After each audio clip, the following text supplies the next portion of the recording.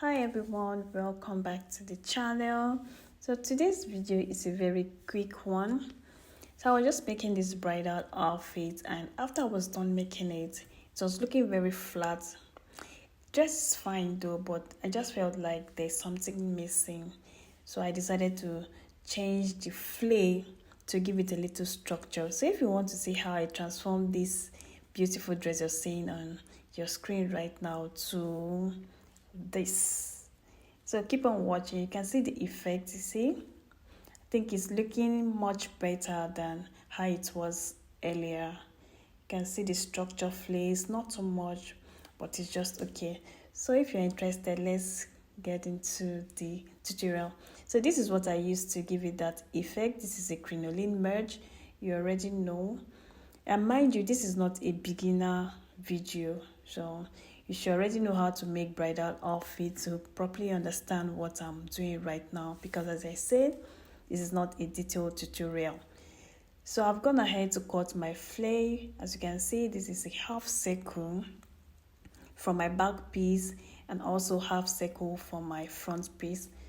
So I'm just cutting my crinoline, the exact shape of my flay. So this is the back I'm cutting right now, and this is the front. As you can tell, the front is shorter than the back piece because of the flay, because of the train, sorry. So I'm cutting the exact same shape of my flay. It is a half circle for the front and half circle for the back, making it a full circle. So this is how the two circle is looking like. So I've gone ahead to pin it right side facing the crinoline so I can stitch it. So now to my sewing machine, I'm using my hemming gum to stitch the hemline. So when I flip it to the right side and iron it, the seam, the edges will be very flat. So this is very important too. So when you're stitching your hemline, please put your your hemming gum to help you lay your fabric to make it rest very well. So also, this is another important tip. You have to trim it very close to your seam line. So yeah, I was trying to bring it very close to my camera, but it wasn't picking, it wasn't zooming. So what I'm trying to show you that you should trim it very close to your seam line. So don't worry, your stitch will not open because you're using hemming gum. So when you press it, all the two pieces will fuse together. So after trimming it very well, you just flip it to the right side. So I like to use my cotton fabric to press because I don't want any story of burns or any stain on my fabric. So when you press it, the hemming gum will fuse the two fabrics together and it will give a very nice hemline, a very crisp. I don't know if that's the word, yeah, to give a very fine hemline. So this is my hemline after pressing. So you just go ahead and press the entire piece. So you just take your time and press it very well because you don't want and you should be checking the heat too because you don't want to burn your fabric. So I noticed that the other clip did not zoom, so I'm just showing you a closer view on how I trim it. You can see how I trim it very close to the seam line. That will help you give your edges a very nice hemline. So yeah, this is how it's looking. This is the back piece and this is the front piece. I've gone ahead to align them side by side. So now I have my full circle.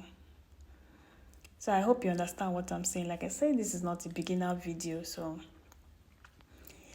at this point, you just go ahead and stitch it by the side seam, which is what I'm trying to do. You just pin it, making sure that the hemline align. You know, where your nail will be is still open, so you have the liberty to trim it if you have any excess, but the hemline is already trimmed, so you need to make sure that it aligns.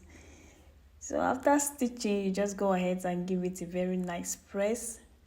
just press the seam open so that to give you a very flat finish. Yeah, so this is what I have. You can see my hemline is looking very fine. So this part is very important. Please, this is where I'll be attaching it to the knee of my dress. You can see I'm showing you this part is very sharp. If you've worked with this crinoline, you'll notice that this crinoline is really sharp to the skin.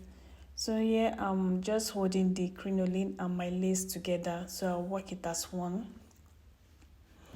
So this is where I'll be attaching it to my knee. So please, this part is very important. If you don't want your client to cry, or if you're the one wearing it, if you don't want to cry, please use your masking tape and tape the edges of the crinoline. You can see what I'm doing. You just tape it. Yeah, I'm using my pins to help hold the tape together so that when I'm piping it with my bias, it will still be in place. So if you don't want to use masking tape, you can use paper stay. The bias you're going to use to pipe the edges, just use your paper stay or whatever interfacing you want to use that is thick, that you know that the crinoline cannot penetrate it and pierce your skin. So just use whatever interfacing you want on the bias strip, then use it to pipe the edge. But if you don't have, you can use masking tape like I'm doing. You can see as I'm pinning, I'm making sure that I'm checking if I can still feel the effect of the crinoline. So after pinning it round, just check.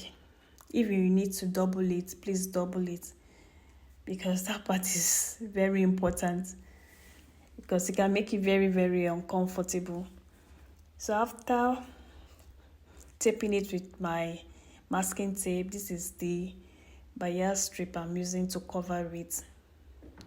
So like I said, if you don't have masking tape, you can use your paper stay or whatever interfacing you want to apply it on your bias, then use it and cover the edges. But please make sure you cover the edges of this crinoline, please. So after that, I'm just using the bias to pipe the edges of my flare. So yeah, I'm just making sure that I don't have any pains inside. Then you cover it like this. You can see when you cover it, you not even see your masking tape again. So at this point, I've gone ahead to pipe the edges of my flare. You can see how nice it's looking, and I'm still checking to make sure that I cannot feel any pinch from the crinoline. And if your masking tape is showing, you can just go ahead and peel it out like this, and everything will be okay. So at this point, you just go ahead and attach it to wherever you want to fix it. So this is my dress waiting to be elevated. So this is where I'll be attaching my flare to. So to attach your flare to your dress, you just make sure that the side seam align, because the half flare, the shorter flare goes to the front while the longer flare goes to the back. You don't want to switch it, so you just have to make sure that you're fixing it the right way, and side seam should align. After aligning, you just spread your flare all across the circumference of your knee. If your flare is wider, you can go ahead and pleat it. If that's the effect you're going for, just go ahead and pleat it or style it however you want. But the major thing about this thing is for you to be able to cover that crinoline edges, please make sure you cover it very well and check it on your skin to make sure that you don't feel any pinch.